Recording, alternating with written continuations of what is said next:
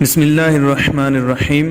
السلام علیکم دوستو، حضرت عبداللہ ابن عباس رضی اللہ تعالی عنہما بیان کرتے ہیں کہ حضرت عمر بن خطاب رضی اللہ تعالی عنہ نے خطبہ دیتے ہوئے فرمایا، اس امت میں کچھ ایسے لوگ ہوں گے جو رجم کا انکار کریں گے، دجال کا انکار کریں گے، عذاب قبر کا انکار کریں گے، شفاعت کا انکار کریں گے اور لوگوں کے جہنم سے نکالے جانے کا انکار کریں گے۔ حضرت ابوبکر صدیق رضی اللہ تعالی عنہ سے روایت ہے کہ حضور نبی کریم صلی اللہ علیہ وسلم نے فرمایا، دجال مشرق کی اس سرزمین سے نکلے گا جسے خراسان کہا جائے گا۔ اس کے پیچھے ایسی قومیں ہوں گی جن کے چہرے تہ بتہ ڈھال کی طرح ہوں گے۔ حضرت سعید بن مسیب رضی اللہ تعالی عنہ فرماتے ہیں کہ حضرت ابوبکر صدیق رضی اللہ تعالی عنہ نے دریافت فرمایا کہ کیا عراق میں کوئی ایسا علاقہ ہے جسے خراسان کہا جاتا ہے؟ لوگوں نے کہا جی ہاں۔ آپ رضی اللہ تعالی عنہ نے فرمایا، دجال وہیں سے نکلے گا۔ عراق سے مراد سرزمین فارس ہے جس میں آج عراق، ایران، آذربائیجان اور بلوچستان کے بعض علاقے مثلا مکران وغیرہ شامل تھے۔ اس وقت کا خراسان آج کے افغانستان و ایران اور بلوچستان کے بعض حصوں پر مشتمل ہے۔ حضرت حیثم بن اسود فرماتے ہیں کہ مجھ سے حضرت عبداللہ بن عمر نے پوچھا، اور اس وقت وہ حضرت امیر معاویہ کے پاس بیٹھے ہوئے تھے، کہ کیا تم اس علاقے کو پہچانتے ہو جو تمہاری طرف ہے؟ وہ بہت نمکین اور دلدلی زمین ہے جس پر کائی کی طرح کوئی چیز جمی ہوئی ہے۔ اس علاقے کا نام کوثی ہے۔ میں نے کہا ہاں پہچانتا ہوں۔ انہوں نے فرمایا، دجال وہیں سے نکلے گا۔ حضرت اسحاق ابن عبداللہ سے روایت ہے کہ میں نے انس بن مالک کو فرماتے ہوئے سنا کہ اصفہان کے 70,000 یہودی دجال کے پیروکار ہوں گے جن کے جسموں پر سبز رنگ کی چادریں ہوں گی۔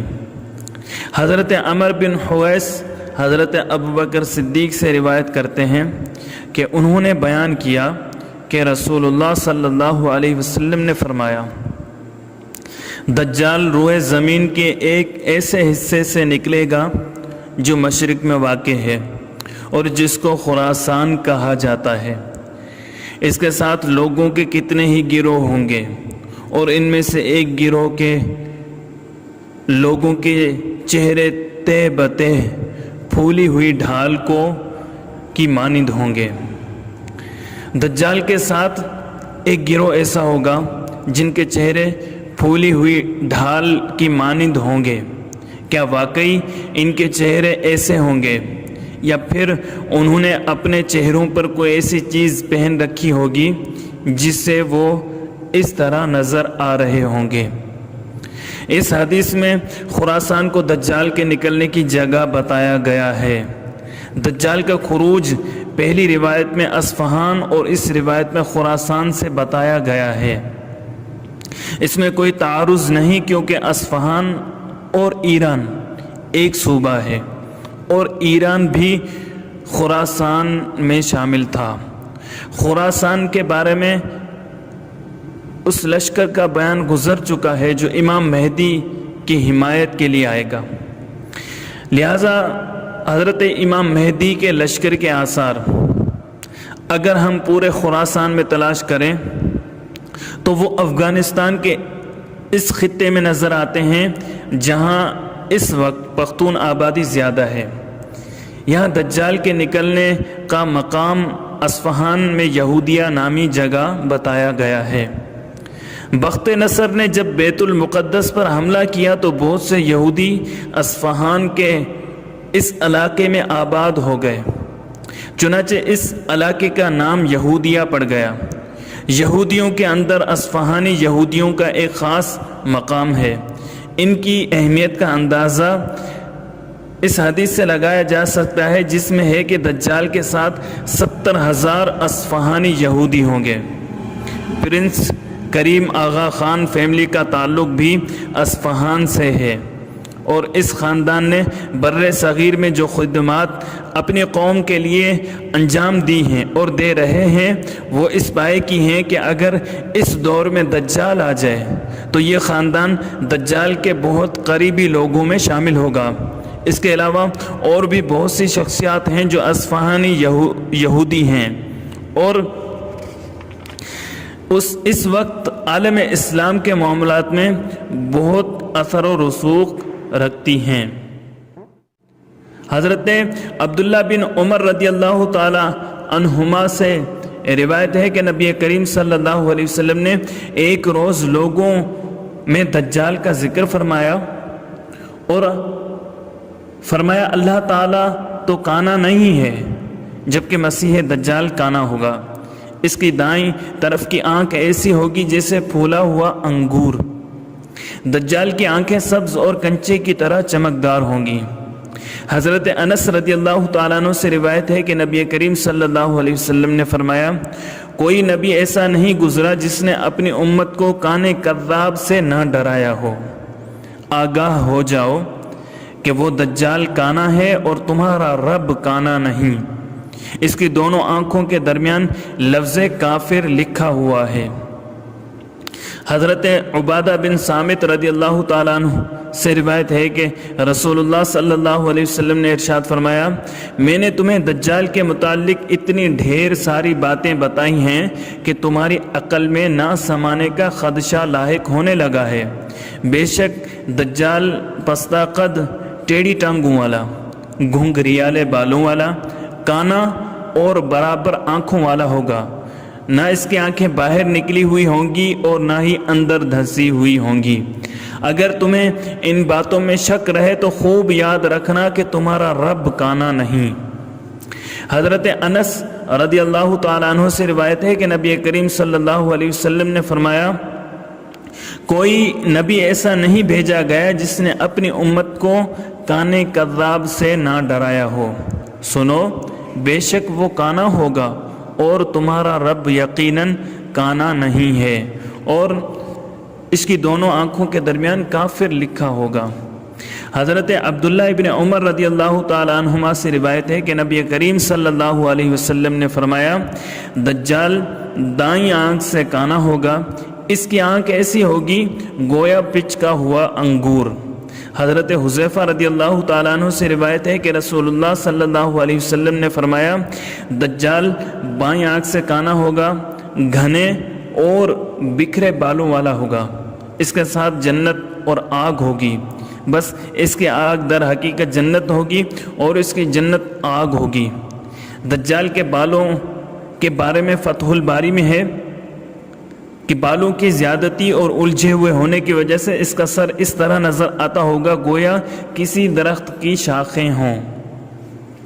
مسلم کی دوسری روایت ہے کہ دجال کی ایک آنکھ بیٹھی ہوئی ہوگی جسے کسی چیز پر ہاتھ پھیر کر اس کو پچکا دیا جاتا ہے، اور دوسری آنکھ پر موٹا دانہ ہوگا، اس کی آنکھوں کے درمیان کافر لکھا ہوگا۔ ہر مومن خواہ پڑھا لکھا ہو یا ان پڑھ اس کو پڑھ لے گا۔ حضرت ابو امامہ باہلی رضی اللہ تعالیٰ عنہ فرماتے ہیں کہ نبی کریم صلی اللہ علیہ وسلم نے ہمیں خطبہ دیا اور اس میں دجال کا حال بھی بیان کیا۔ آپ صلی اللہ علیہ وسلم نے فرمایا جب سے اللہ تعالیٰ نے اولاد آدم کو پیدا کیا ہے اس وقت سے اب تک دجال کے فتنے سے بڑھ کر کوئی فتنہ پیدا نہیں فرمایا۔ تمام انبیاء کرام اپنی اپنی امتوں کو دجال کے فتنے سے خوف دلاتے رہے ہیں۔ اب میں چونکہ تمام انبیاء کے آخر میں ہوں اور تم بھی آخری امت ہو، اس لیے دجال تم ہی لوگوں میں نکلے گا۔ اگر وہ میری زندگی میں ظاہر ہو جاتا تو میں تم سب کی جانب سے اس کا مقابلہ کرتا، لیکن وہ میرے بعد ظاہر ہوگا، اس لیے ہر شخص اپنا بچاؤ خود کرے۔ اللہ تعالیٰ میری جانب سے اس کا محافظ ہو۔ سنو، دجال شام و عراق کے درمیان خلا نامی جگہ سے نکلے گا اور اپنے دائیں بائیں ملکوں میں فساد پھیلائے گا۔ اے اللہ کے بندو، ایمان پر ثابت قدم رہنا۔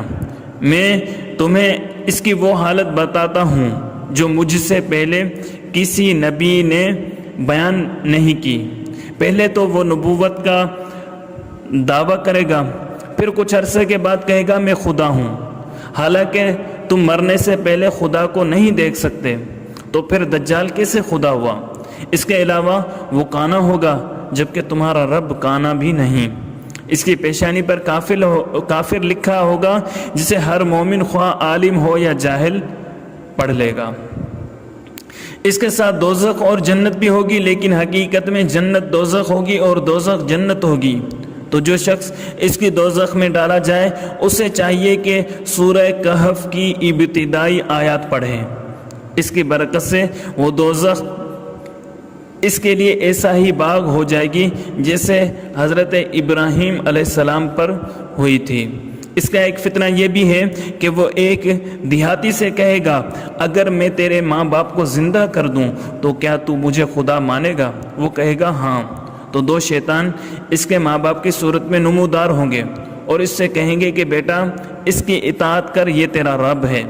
اس کا ایک فتنہ یہ بھی ہوگا کہ ایک شخص کو قتل کر کے اس کے دو ٹکڑے کر دے گا اور کہے گا دیکھو میں اس شخص کو اب دوبارہ زندہ کرتا ہوں، کیا کوئی پھر بھی میرے علاوہ کسی اور کو رب مانے گا؟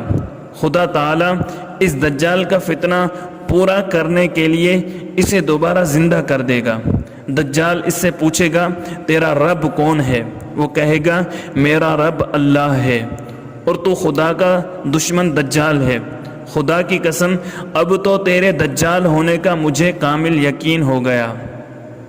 دجال کا ایک فتنہ یہ بھی ہوگا کہ وہ آسمان کو پانی برسانے اور زمین کو اناج اگانے کا حکم دے گا، اور اس روز چرنے والے جانور خوب موٹے تازے ہوں گے، ککھیں بھری ہوئی اور تھن دودھ سے لبریز ہوں گے۔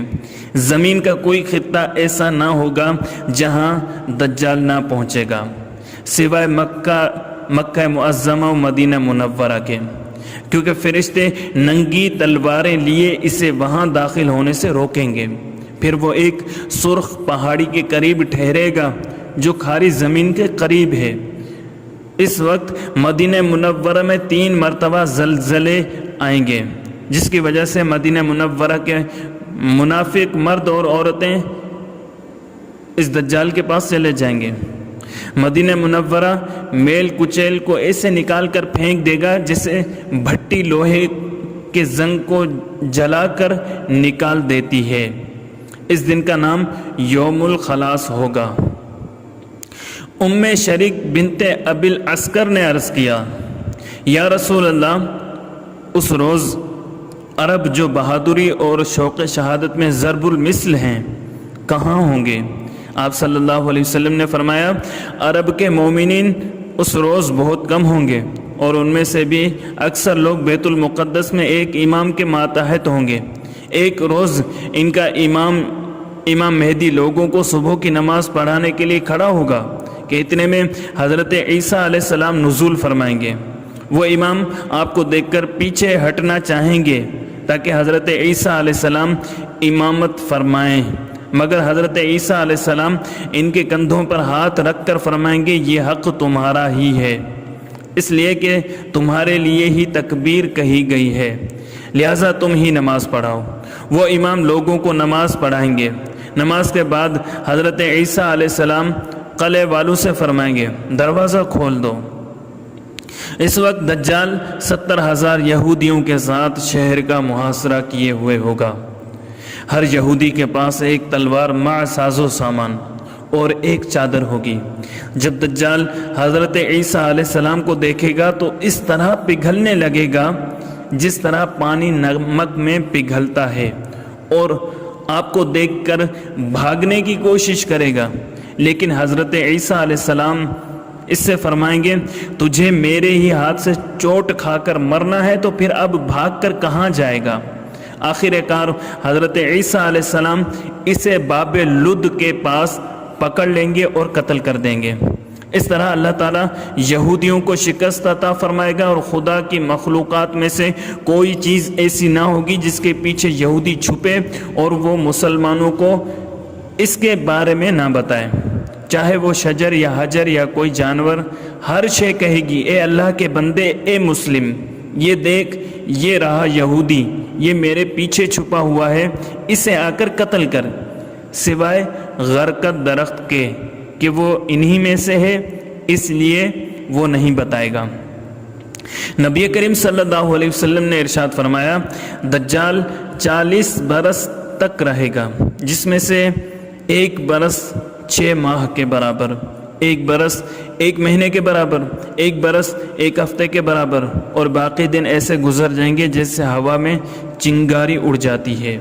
اگر تم میں سے کوئی شخص مدینہ منورہ کے ایک دروازے پر ہوگا تو اسے دوسرے دروازے پر پہنچتے پہنچتے شام ہو جائے گی۔ لوگوں نے عرض کیا، یا رسول اللہ صلی اللہ علیہ وسلم، اتنے چھوٹے دنوں میں ہم نماز کیسے پڑھیں گے؟ آپ صلی اللہ علیہ وسلم نے فرمایا، جس طرح بڑے دنوں میں حساب کر کے پڑھتے ہو، اسی طرح ان چھوٹے دنوں میں بھی حساب کر کے پڑھنا۔ پھر نبی کریم صلی اللہ علیہ وسلم نے ارشاد فرمایا، حضرت عیسیٰ علیہ السلام اس وقت ایک حاکم عادل کی طرح احکام جاری فرمائیں گے، سلیب توڑ دیں گے، سور کو قتل کر دیں گے، جزیہ اٹھا دیں گے، صدقہ لینا معاف کر دیں گے۔ اس دور میں نہ بکری پر زکوٰۃ ہوگی نہ اونٹ پر۔ لوگوں کے دلوں سے کینہ و حسد اور بغض بالکل اٹھ جائے گا، ہر قسم کے زہریلے جانوروں کا زہر جاتا رہے گا، حتیٰ کہ اگر بچہ سانپ کے منہ میں ہاتھ دے گا تو اسے کوئی نقصان نہیں پہنچے گا۔ ایک چھوٹی سی بچی شیر کو بھگا دے گی۔ بکریوں میں بھیڑیا اس طرح رہے گا جس طرح محافظ کتا بکریوں میں رہتا ہے۔ تمام زمین صلح اور انصاف سے ایسے بھر جائے گی جیسے برتن پانی سے بھر جاتا ہے۔ تمام لوگوں کا ایک کلمہ ہوگا، دنیا سے لڑائی اٹھ جائے گی، قریش کی سلطنت جاتی رہے گی، زمین چاندی کی ایک تشتری کی طرح ہوگی اور اپنے میوے ایسے اگائے گی جس طرح آدم علیہ السلام کے عہد میں اگایا کرتی تھی۔ اگر انگور کے ایک خوشے پر ایک جماعت جمع ہو جائے تو سب شکم سیر ہو جائیں گے۔ ایک انار بہت سے آدمی پیٹ بھر کر کھا لیں گے، بیل مہنگے ہوں گے اور گھوڑے چند درہموں میں ملیں گے۔ صحابہ کرام علیہم رضوان نے عرض کیا، یا رسول اللہ صلی اللہ علیہ وسلم، گھوڑے کیوں سستے ہوں گے؟ آپ صلی اللہ علیہ وسلم نے فرمایا، چونکہ جنگ وغیرہ ہوگی نہیں، اس لیے گھوڑے کی کوئی وقعت نہ ہوگی۔ انہوں نے عرض کیا، بیل کیوں مہنگا ہوگا؟ آپ صلی اللہ علیہ وسلم نے فرمایا، تمام زمین میں کھیتی ہوگی، کہیں بنجر زمین نہ ہوگی۔ دجال کے ظہور سے پہلے 3 سال تک قحط ہوگا۔ پہلے سال اللہ تعالیٰ آسمان کو 1/3 بارش روکنے اور 2/3 پیداوار روکنے کا حکم دے گا۔ تیسرے سال اسے حکم ہوگا کہ پانی کا ایک قطرہ بھی زمین پر نہ برسائے، نہ زمین کچھ اگائے۔ پھر ایسا ہی ہوگا، چنانچہ تمام چوپائے ہلاک ہو جائیں گے۔ صحابہ نے عرض کیا، یا رسول اللہ صلی اللہ علیہ وسلم، پھر لوگ کس طرح زندہ رہیں گے؟ آپ صلی اللہ علیہ وسلم نے فرمایا، مومنین کے لیے تسبیح و تحلیل اور تکبیر ہی غذا کا کام دے گی، کسی مومن کو کھانے کی ضرورت نہ ہوگی۔ حضرت حذیفہ رضی اللہ تعالیٰ عنہ کا بیان ہے کہ نبی کریم صلی اللہ علیہ وسلم نے ارشاد فرمایا، دجال بائیں آنکھ سے کانا ہے، اس کے سر پر بال بہت زیادہ ہوں گے، اس کے ساتھ جنت اور دوزخ ہوگی، لیکن اس کی دوزخ حقیقتاً جنت ہوگی اور اس کی جنت دوزخ۔ حضرت حذیفہ رضی اللہ تعالیٰ عنہ کا بیان ہے کہ نبی کریم صلی اللہ علیہ وسلم نے ارشاد فرمایا، دجال بائیں آنکھ سے کانا ہے، اس کے سر پر بال بہت زیادہ ہوں گے، اس کے ساتھ جنت اور دوزخ ہوگی، لیکن اس کی دوزخ حقیقتاً جنت ہوگی اور اس کی جنت دوزخ۔ حضرت عبداللہ بن عباس رضی اللہ تعالیٰ عنہما سے روایت ہے کہ نبی اکرم صلی اللہ علیہ وسلم نے دجال کے بارے میں فرمایا کہ وہ کانا ہے، شریف اور خوبصورت لگتا ہوگا، صاف رنگ والا ہوگا، اس کا سر گویا کہ سانپ کی طرح ہوگا، شکل و صورت میں عبد العزیٰ بن قطن سے مشابہت رکھتا ہوگا، مگر تم لوگ یاد رکھو، بے شک تمہارا رب کانا نہیں ہے۔ ایک روایت میں ہے کہ نبی اکرم صلی اللہ علیہ وسلم نے فرمایا کہ میں نے دجال کو شریفوں جیسے حلیے میں دیکھا ہے، موٹا اور بڑے ڈول والا، گویا کہ اس کے بال درخت کی شاخیں ہیں، کانا ہے گویا اس کی آنکھیں صبح کا ستارہ ہے۔ عبد العزیٰ بن قطن جو کہ خزاعہ کے ایک شخص ہیں اس سے مشابہت رکھے گا۔ دجال کی دونوں آنکھیں عیبدار ہوں گی، اس بارے میں کئی روایت وارد ہوئی ہیں۔ بائیں آنکھ ممسوح اور بے نور بجھی ہوئی اور دائیں آنکھ انگور کی طرح باہر کو نکلی ہوگی۔ چنانچہ حافظ ابن حجر عسقلانی رحمۃ اللہ تعالی علیہ فرماتے ہیں دجال کی دائیں آنکھ باہر کو نکلی ہوئی ہوگی۔ حضرت ابی بن کعب رضی اللہ تعالیٰ عنہ سے روایت ہے کہ نبی کریم صلی اللہ علیہ وسلم نے فرمایا دجال کی آنکھ شیشے کے مانند سبز ہوگی۔ موجودہ دور میں مختلف بڑی کمپنیوں کے نشانات یعنی لوگوز میں آپ کو ایک آنکھ کا رنگ سبز دکھایا جاتا ہے، جیسے سبز شیشہ۔ کیا یہ محض اتفاق ہے کہ یہ کمپنیاں ایک عیبدار آنکھ کو اپنی کمپنی کا نشان بتاتی ہیں، یا ابھی سے دنیا والوں کو اس عیبدار آنکھ سے مانوس کیا جا رہا ہے؟ نیز سب کو ایک آنکھ سے دیکھنے کا محاورہ بھی تقریباً ہر زبان میں موجود ہے، جو کہ سب کو برابر حقوق دینے والے کے لیے استعمال ہوتا ہے۔ حضرت عائشہ صدیقہ رضی اللہ تعالی عنہا فرماتی ہیں کہ حضور نبی کریم صلی اللہ علیہ وسلم میرے پاس تشریف لائے تو میں اس وقت بیٹھی ہوئی رو رہی تھی۔ آپ صلی اللہ علیہ وسلم نے رونے کا سبب پوچھا تو میں نے کہا یا رسول اللہ دجال یاد آ گیا تھا۔ اس پر رسول اللہ صلی اللہ علیہ وسلم نے فرمایا اگر وہ میری زندگی میں نکلا تو تمہاری طرف سے کافی ہوں، اور اگر دجال میرے بعد نکلا تو پھر بھی تمہیں خوف زدہ ہونے کی ضرورت نہیں، کیونکہ اس کا جھوٹا ہونے کے لیے اتنا ہی کافی ہے کہ وہ کانا ہوگا اور تمہارا رب کانا نہیں ہے۔ وہ اصفہان کے ایک مقام یہودیہ سے نکلے گا۔